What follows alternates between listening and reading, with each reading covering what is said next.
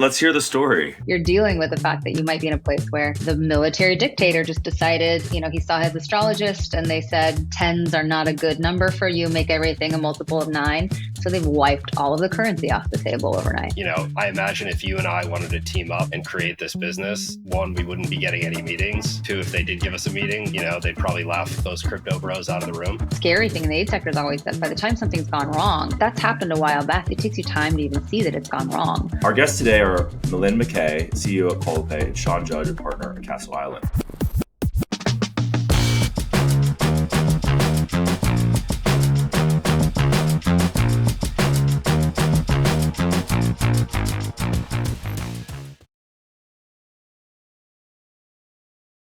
Thank you both for joining. Excited to talk aid, stablecoins, all goodness in a time where, we need good stories in crypto. Thanks for joining in. Thanks for having me. Usually we don't like to ask the question like, give us your background or how did you get into crypto? Because I don't know, they're like sort of boring questions, but honestly, you have probably most unique founder stories, of the founders we've invested in. So I think it's appropriate here to go into your background. I've got some questions about, the specifics of it, but yeah, maybe just share with listeners and watchers the journey into the space. I did not come from a technical background, could not write a line of code to save my life, but have been working in the humanitarian industry for like 15 years now. That number, every time I say that, keeps getting higher and higher, and I start to realize how long it's actually been. But started out in my early career in Burundi and then ended up in South Sudan, worked on everything from what we call kind of demobilization campaigns. So how do you convince people who have been fighting each other to give up their weapons? There has to be some kind of incentive that's greater than what they think they can achieve through use of force, with World Bank and British Gov, and then ended up moving over to the Syria conflict for a while and looking at lots of different programs over there. And then actually specialized in Myanmar, Burma, and did my doctoral work there. And while I was there, we had all of this funding that was trying to get down into the ground to these programs down, with these local partners who were implementing. And I should call out that local partners are often really, really well placed to deliver aid programs because they are in the communities where they work. They're going to be there sustainably, and they offer very good value for money in the sense that they're, able to save on costs and be much more efficient with the funding they receive. But it's really hard to pay them because the international aid sector has really, really strict rules about accounting for every dollar that moves. And so, to the point that it can be kind of ludicrous. I had, certain projects that I worked on where we had to go to taxi drivers in Bujumbura and ask them to fill out a paper taxi receipt form, for something that was less than $3. And so that's, that accounting requirement slows down all of our processes tremendously. And so while the aid sector as a whole was saying, we want to do more funding directly to these local partners, we were simultaneously being required to increase the transparency, the tracking, all the administrative back office work. And those two things were just at such fundamental odds that when a military coup happened in Myanmar, the local partners were saying, we don't want to receive payment into our bank accounts because the military junta, which we call the SAC, was actually watching international bank transfers to target humanitarian aid actors. And so they were going, please, you can't send us bank account transfers anymore. These were into private banks, I should add. So this wasn't like it was a state-run bank that was being targeted. These were private banks.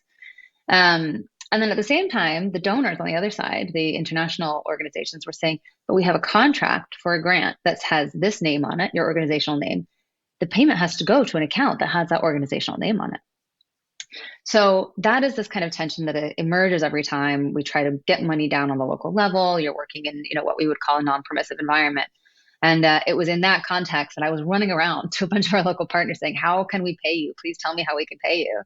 And, people were saying, well, why don't you pay them over Wise? Well, Wise used to work in Myanmar and then at some point decided that it wasn't worth the cost of KYC because Myanmar does not have blanket sanctions. They have targeted sanctions. So it is technically feasible. But, a lot of these larger fintechs don't want to take on the burden of the KYC to be able to work with those maybe smaller funding flows. So all of a sudden, there's just no other way to pay people. And I had these local partners saying to me, can you pay us in stable coins? And I was going, absolutely not, never going to happen. My background, my training is in anthropology. And so we sort of follow this rule that you should take the things that people say seriously.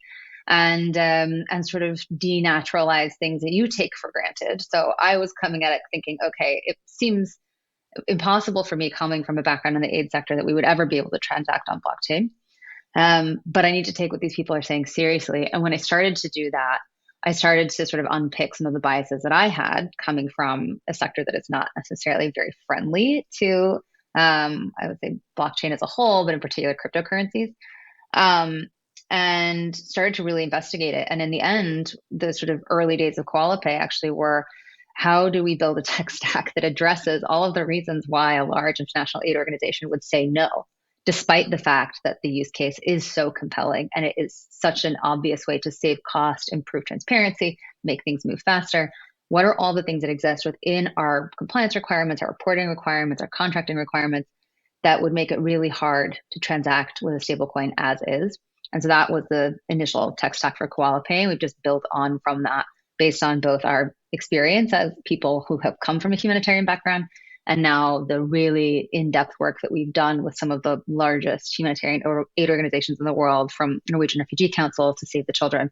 So the product is really refined and really defined by those actors and our experience working in these kinds of contexts. There's this book we came across, MTech Anthropology, where you were a contributor to that. And you really you talked about how like this exact experience, like going from skeptic to believer, and maybe like just going back, like, did you have resistance? Were you like, oh, like this crypto thing, like these ICOs, it sounds like it's all smoke and mirrors. Like, was it hard to like be like, oh, now maybe I'm a crypto person? Or, you know, what was that like transition? What did it look like? Well, Mike, I've never been a joiner. I grew up in rural Utah. And so anything that starts to feel a bit evangelical, I'm like, oh, I have an innate like inbound skepticism about it. And so, you know, what I felt, and I still feel to this day, is holding back some of the adoption, is this like all or nothing. You have to be all in. You have to be completely embrace it. You have to, you know, completely downplay any of the potential issues, or you're not a real crypto person. And I just think that's really unhelpful. And I think if the average person in sort of blockchain read the kinds of reports that we write for our clients, they would be like, oh my God, you sound like you're really downplaying feasibility. You know, when we do a feasibility assessment for somebody, it looks like we're going, this is going to be hard. This is going to be hard. This is going to be hard. All the reasons why we're going to face challenges implementing a project in this area. But that's because from the aid sector perspective, like move fast, break things does not work when you are keeping people alive in one of the largest humanitarian crises on earth. You need to be really sure that something works. And so you really can't overpromise. And so there is a kind of innate tension there that I really struggled with. And we lost a ton of time, I think, you know, looking back on it, early days, because we would talk to people and we're like, this seems like a great solution for a problem we're having. And then we'd start to actually work with it. And there just was nothing there. You know, they hadn't built it. It was all promises. And they would have the most beautiful website and, you know, whatever else. And it would just take us months to actually lock in. So what did they have? How functional was it? And, you know, time after time, we would realize it just wasn't what we needed. So, you know, initially, like I was very hesitant to really go full throttle in. I wanted to kind of build around it on these rails, a lot of Web 2 products, but kind of like with that rail in between. And we ended up just going, you know, a lot more into building things ourselves, because what we found was that, you know, the folks that we have on our team, people who are building these incredible solutions for cash disbursements of like $900 million in places like Afghanistan and Yemen, on the ground, you know, like registering people's like households with biometric information on the back of donkeys, like these guys and their capacity, once they're, you know, provided with the information they need to work with blockchain, they were able to do stuff that made a lot more sense for what we needed than trying to sort through what was just out there already. So I think, you know, in some ways we don't fit super well into the category, which is part of the problem. But I think that skepticism has been helpful in that, you know, the way that we approach things with clients who are skeptics is that, you know, we can easily do the code shifting we need to do. So we don't say cryptocurrencies, we say digital currencies, we say a digital dollar rather than a stablecoin. So we would have gone with what you were saying, well, kind of like a happy in between. We say smart contracting. So, you know, like we're using all these words to kind of not obscure, we're not lying. Our clients know that we're working with blockchain. You know, one of the big things we're trying to do is reduce volatility in the markets where we're working, like the South Sudanese pound or the Sudanese pound, the local currency in Sudan. has lost like 90% of its value. The last thing that a team is going to be looking for is the kind of volatility swings that you get from, some of the other digital assets. So, we're kind of have to do that. We have to be skeptics because our clients are skeptics, and that ends up being helpful. Sean, Castle Island's been around for a long time, and I know you've been there for a while as well. What's I think really exciting about Castle Island's like you guys have nailed stablecoins. And we're going to be talking a lot about stablecoins today, but how did you guys jump on this so early, and how has maybe your thinking evolved as the attention for stablecoins and stablecoin related businesses has just like skyrocketed over the past, call it 6 months or so, or maybe ever since the Bridge acquisition? Yeah, certainly. So 5 years ago, Matt and Nick had put out this piece called Crypto Dollars. They were trying to rebrand stablecoins to call them crypto dollars. Didn't really stick, but the whole piece was basically just saying, hey, this looks like the real first killer application of public blockchains. And it's pretty remarkable to look back on in that there was about 7, 8, 9 billion of stablecoins in existence. Today, obviously, there's over 230 billion and growing, despite kind of market cycles. So since then, and prior to investing in Coala Pay, we'd actually made 16 investments, now 17, and we actually have 2 more underway in the stablecoin space. So we've done everything from issuers to infrastructure to, over the last 18 months, seeing a lot more consumer-facing businesses that have emerged where the use of stablecoins is actually kind of obfuscated to the end users. Things like Felix Pago, which is a remittance business, Dollar App, which operates in Latin America. And so, yeah, we've been super active, and we've been looking, quite extensively over the last couple of years in the B2B space. But Koala is our first investment in that category. I can commiserate with trying to name a category and then it not sticking, because we tried to name the DePIN category at Lattice Tip-In, and yeah, it also didn't stick. So can't quite stake the claim on that.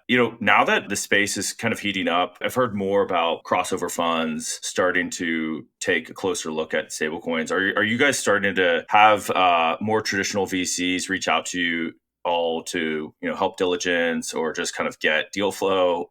What changes and when did that start to pick up? Yeah, I mean, it's certainly picked up post Stripe's acquisition of Bridge. We have a couple portfolio companies that have raised unannounced Series B or Series C rounds from kind of big generalist funds, crossover fund types. And I think people just have started to understand some of the data in the last couple of years. So I think the thing with having worked at a generalist fund, it's fairly easy to explain stablecoins, right? It's not some very highly technical new crypto protocol. And I think people are starting to realize that this is clearly the next era of fintech, because they're global, they're interoperable, there's real-time settlement, there's all these amazing benefits to it. Whereas kind of the last 15 years of fintech investing was really just built off of kind of legacy infrastructure. It's clearly a step function up, and these generalist firms are incredibly smart. It's not taking anything away, but it's pretty easy to get excited about businesses in the stablecoin space when it's this thing was doing 3 million of revenue and is now doing 30 a year later. So some of it is just you see a good business and you know it. And so part of it is that, I'd say, sir, as well. Yeah, I appreciate those insights. Because most people that are likely listening to this probably are just not very familiar with how these markets operate today. Maybe you could kind of just explain, this is the very dumbed down version of how, money moves around the world in order to get it into the hands of the people that can use it and benefit it, whether it's for food programs or health programs, what have you. So maybe how that's working today, and then the challenges that exist, and we can kind of get into the specifics of Coala Pay. I guess the first thing to say is that every context is different. And that is because by virtue of the fact that there's a humanitarian response happening in a place, it means something has already gone really deeply wrong. Systems have broken down, potentially the underlying market dynamics were already poor, lack of financial infrastructure. All of that was probably already in place before the, let's say, man-made or nature-made emergency happened. So what you'll find is that a lot of things are going to feel a little bit piecemeal, and that is because you're not able necessarily in the aid sector to say, well, we're going to have a singular structure that fits everything we needed to, because we're working in very, very different places. Imagine an enormous, multi-country company that's working in only the hardest places to work. That's how the aid sector works. And on top of that, throw in a crisis. So the way that, just very top level things tend to work, at least with the kinds of clients we're working with, is that in international, a bilateral donors, let's say UK government, FCDO, they'll say, we're going to, put $500 million toward a specific country program or a specific crisis. And that's going to have the following components in it. So we want there to be education, health, livelihoods. All these different international nonprofits, local actors will come together and will say, okay, we together can respond to all of these requirements. We're going to put a team together. And they have a teaming agreement. And what will happen is that one of those will be what's called like a prime. So they'll be the manager of that consortium. So they end up actually acting almost like a fund manager. They get all the money, they hold it, and then they're paying out contracts underneath that agreement to all the other members of that consortium. And then each one of those members might have their own downstream partners. So they might work with a local organization over here, civil society organizations over there. They might need to pay healthcare workers that they're supporting. They might need to buy goods and services. So sometimes the way that money ends up moving is that you've got the donor in UK who's sending money to a bank account in Oslo, let's say. And then from Oslo, that is getting sent out to the country where they're working, or it might be getting sent to the HQ offices of those different consortium members. So maybe one of the consortium members is in New York. Now you've got a bank transfer that has to go back to New York. Or maybe they're back in the UK and now the money's doubling back to the UK. So, and that's all before we start talking about even getting things down to the household level. So even just structurally, the way we're moving money around, we had one, client who said that they realized that they'd lost $100,000 in bank transfers just between their own accounts over the course of 1 year for one program in one country. So it's, we're working in environments where money movement in general is very, very hard. It takes a very long time. When the World Bank was trying to move money for Ebola response in West Africa, by virtue of the way their accounts were structured, they needed to send it through an intermediary bank. And that intermediary bank was based in an East African nation. And they sat on it because they had zero incentive to do anything else. They held it for 4 months or so because just the interest that was being generated was so significant. They sat on it. And then the World Bank ended up having to go to all of these governments that were supposed to be receiving aid, going to private sector actors and saying, hey, can you front us this cash? We'll pay you back when we get the money out of this other country. You're not dealing with functional banking systems. I had somebody who we were talking to very early days who said, well, why can't you just pay people with PayPal? I think people really underestimate the lack of financial access in a lot of these places, just how little infrastructure there is. Like the entire time I lived in South Sudan, there was not a functional ATM in the whole country. You're dealing with the fact that you might be in a place where the military dictator just decided that, he saw his astrologist and they said, tens are not a good number for you, make everything a multiple of 9. So they've wiped all of the currency off the table overnight. It's a real thing that happened in Burma. So these are definitely unique challenges that not a lot of teams are having to think about. How did you guys think about just like the risk factors of being in some of these, war-torn regions or, ones that maybe are under sanction in some capacity? It's a good question. I mean, the thing that jumped out when talking with Melyn was just like how inefficient this market was. I mean, you're talking about 15 to 25, maybe 30% of dollars not getting there. There's all this overhead. There's these massive consultants that get paid by these INGOs to report back to donors around the impact monitoring, things that were just, there was just a lot of fat there that we looked at and said, this is very obvious. If you use stablecoins, it's just much more efficient way to get dollars or money into these countries. How are the stablecoins flowing? They log in? Do they have a wallet? What's the experience look like from I've got a British pound to I need a Kenyan shilling? And I don't know if Kenya is the right market. They're maybe a bit more stable, but they need the easy one. I'm not sure of all the currencies in some of these markets. So we just made a decision early on that we wanted to be wallet agnostic. And the reason for that is that, it's very difficult for a large organization like Norwegian Refugee Council. They're big, we're talking $800, $900 million a year that they're moving. So they're going to have their own processes, their own, sort of rules about how they set up accounts. And so we didn't want to try to push that if they already had something. We wanted to be able to kind of bring in what they were already working with. And our original theory was, well, lots of these guys are raising on the giving block, so they might already have wallets.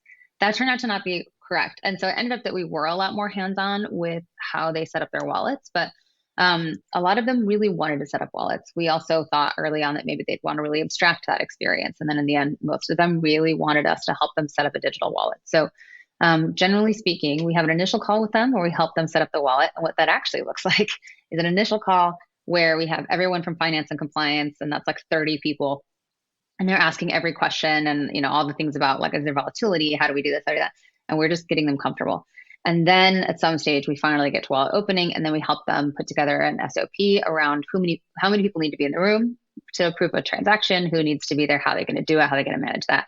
Really helping them set up those systems internally, because they have no framework for doing that otherwise. And again, because we come from the sector, we can say, well, under line 3.2 of your policy, we know where this fits into your existing stuff. Then we connect them with whoever we feel is the best on-ramping partner in that area. So depending on where their accounts are located and what currencies they're moving in. So you would think that, they're going to be doing, if they're in the UK, everything's going to come out of a pound, but actually the aid sector is already very dollarized. And so a lot of these organizations, they actually do hold a mix of other currencies, which can cause issues, because if you're sending, trying to put a US dollar into a stable coin and you're not based in the US, you can end up bumping up against other types of transaction checks that you need to do. So, or not even that kind, but sending dollars outside of one country to another country. Sometimes banks will have extra checks for that. So this was a way to also be able to move those dollars without facing those extra checks, because the banks are just slow. It's not that they're not being checked. It's just the banks are really slow on that sort of bank-to-bank transaction in dollars. But so let's say that they then use an on-ramping partner, for instance, in UK, we like to use the Global Block.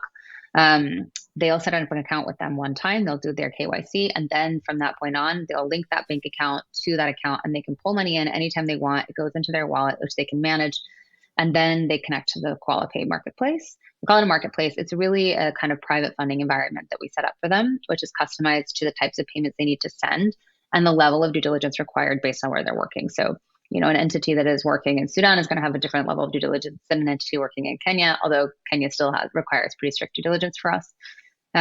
They'll then see all the payment requests that are in that space that are awaiting payment. And in order for that to even appear, somebody on their program team actually needs to approve the request. So that builds in a sort of check and balance, and that the program team people are saying, yep, this is a legitimate spending, case. And then the finance team is saying, okay, yeah, fund it. And when they do that, they're signing a smart contract that has the details of what that payment is moving for. And it's a stable coin that's going wallet to wallet to the end recipient. And then we are supporting that end recipient in off-ramping until they're really comfortable doing it on their own. So end to end, it's actually wallet to wallet transactions. We're just providing, we kind of call ourselves like the switchboard, I'm obviously aging myself here that I even know what this is, but like plugging from one thing to another to connect callers. Like we're, plugging in, we're connected with Yellow Card. So we have the Yellow Card API. So, we might be saying, okay, Yellow Card is the best way for you in Malawi to off-ramp over here.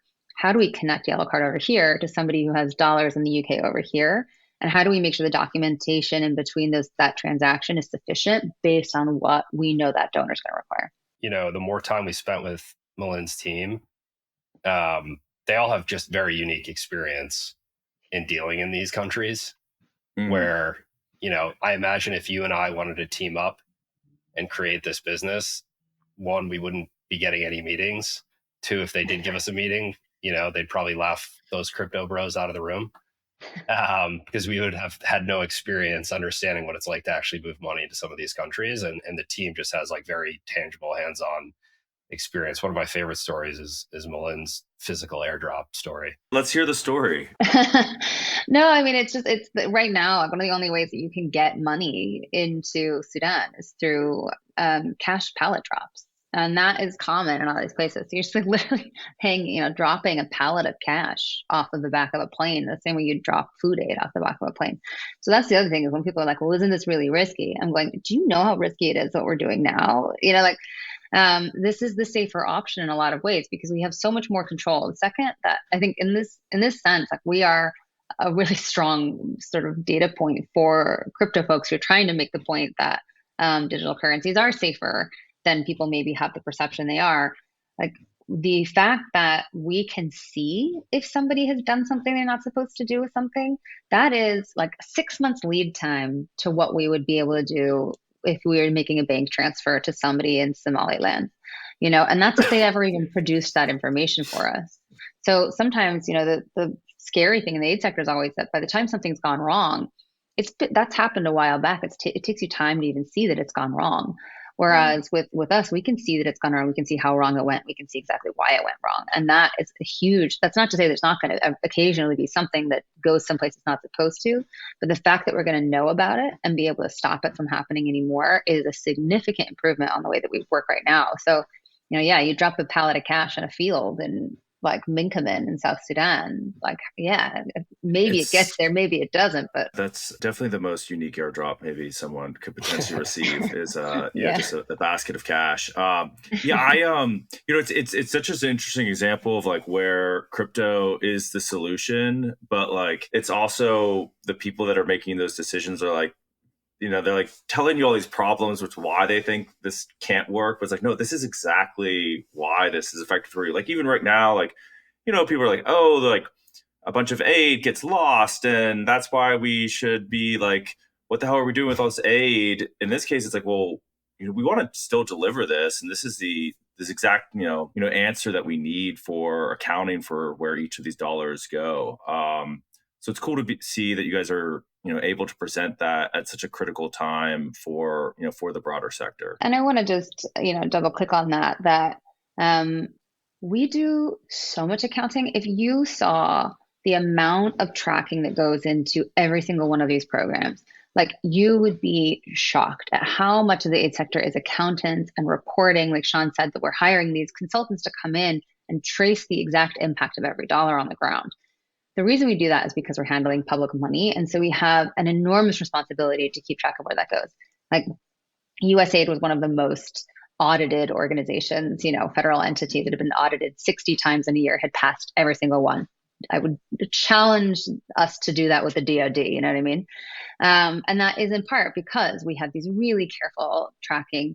The problem is it's not in a format that people can really access or they understand. So like that data is there, but nobody wants to dig through, 20 years of details on a program and, for WASH, like water and sanitation in a place. And they might not know what it is that's going on or why certain decisions have been made. And so I think, the other key part of this is that the amount of human hours, like human time in the aid sector is money. And so if somebody has to sit and do all this by hands, then that is time that's being, that's money being taken away from the ultimate purpose of getting it where it needs to go. So in part, we're being pressured to track all of this. We have no tools to do it or to automate any of that. And so that's where those overheads come from. That's where that like spending goes. It is superfluous in the sense that we could be doing it better if we had the tools to do it better, because the desire is there, the interest is there, the transparency is there, it's built into what we do. So that's where when we come into teams and we say, we're going to, get 30 to 35% more of your grant to the ground, which is the latest like data averages from our work in Sudan with Norwegian Refugee Council, where it's going to take 2 hours instead of 2 months to get that money down to where it needs to go. And by the way, you don't need to manually timestamp every transaction, which is going to save you 30 minutes of somebody's time for every transaction. Once we present that to these teams, generally what we hear is like, thank you.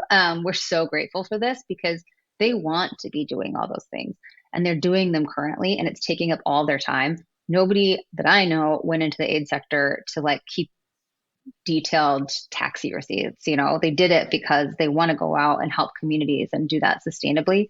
So we're actually, I think, unlocking something that's been a desire for a very long time. There just wasn't a good solution. Aid folks can't always just take something straight out of the box if it's not built for them, because we have really unique requirements. So the fact that this is purpose-built for the aid sector, I think is really critical to why we are seeing good, uptake with our core clients. I don't know that would be true if it was like, just use this thing we've already built for a financial services kind of market. And it's like, well, yeah, but it's not exactly what we do. It's hard for them to adopt it. Yeah, I mean, I think there's a lot of, what's exciting about stablecoins is taking problems that exist in specific industries and saying, okay, we have a solution, but, maybe it needs to be customized in some capacity, but we're using obviously this backend infrastructure of stablecoins. Sean, you started to get into this and, we've talked about a lot of the advantages of Coala Pay over, this very kind of archaic and convoluted system that's, here today. Maybe just like kind of walk us back. Like, how did you guys come across Coala? Like, what did the diligence process look like? Because unless you were like deep in the humanitarian aid side, I imagine there was some education that needed to be done internally on like, what does this market even look like? To be honest, I scratched my head a little bit at humanitarian aid sector, but stablecoins obviously caught my eye. A bunch of the B2B stablecoin companies that we had looked at over the last couple of years that were emerging, they were saying, hey, we're solving this cross-border payments problem. We can save people money. It's faster, cheaper, more efficient, whatever it may be. The thing that we just never really got comfortable with was, despite having really good traction for a bunch of these companies, there was no like clear go-to-market. Nothing seemed like, hey, this is why you're raising venture dollars, because this is very, very repeatable. What I mean is like there was no like specific geographic focus. Like we're going to go into this one country and help all businesses that are moving money cross-border with this specific problem for this country, or it wasn't industry specific, but are, global. And then we met Melyn, which was just like the opposite of that. It was like, I think stable coins are going to be a more efficient, better way to move money into these hard to reach areas.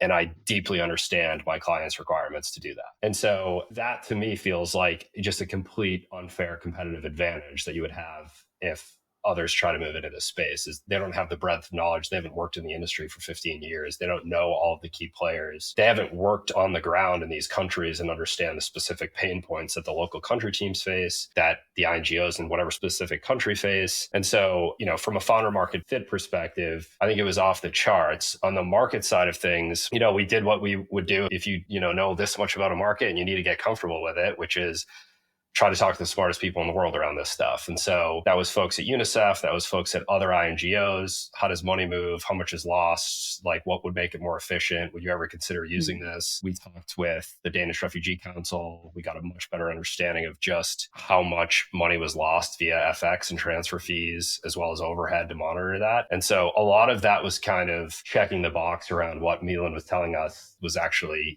a huge pain point for these folks. What got us really excited is that it just felt like stablecoins are such an obvious use case, and the future of the way that money moves in this industry, it will absolutely be stablecoins. And we think like the why now makes a ton of sense. You have all this infrastructure that's built. The liquidity has gone from 10 to 230 billion in the last 5 years. We think it's going to 2 trillion plus. Like it's just only going to get better. It feels like the perfect time to kind of invest in something like this. When we first invested, it was definitely one of those, I don't know anything about this sector, but like this person clearly does. And they're very uniquely positioned in order to tackle it. And like if you trusted stablecoins as an infrastructure platform and that a founder that's deeply experienced in that sector, it was really just, kind of jumped off the page or the deck sort of really lit up for us. Maybe because we're running out of time, Melyn, maybe just to kind of wrap things up, what's your vision? What does this look like in 5 or 10 years? Like, how do you think things are going to be different and paint the future? Yeah.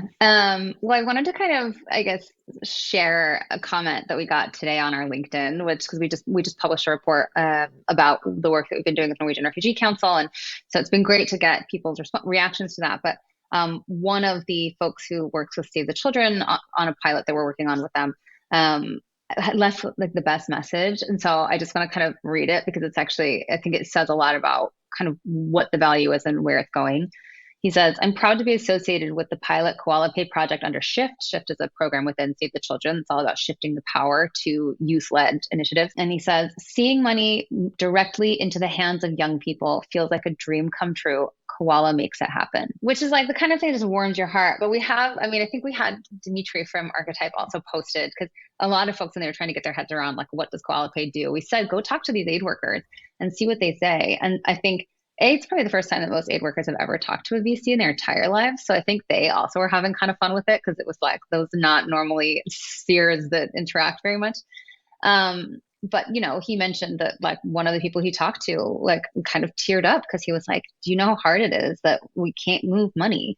Like we have one, organization right now that came to us and said, hey, can you help us out? We've had an organization that has been waiting for months to get paid. We have not been able to pay them because they can't open an institutional bank account.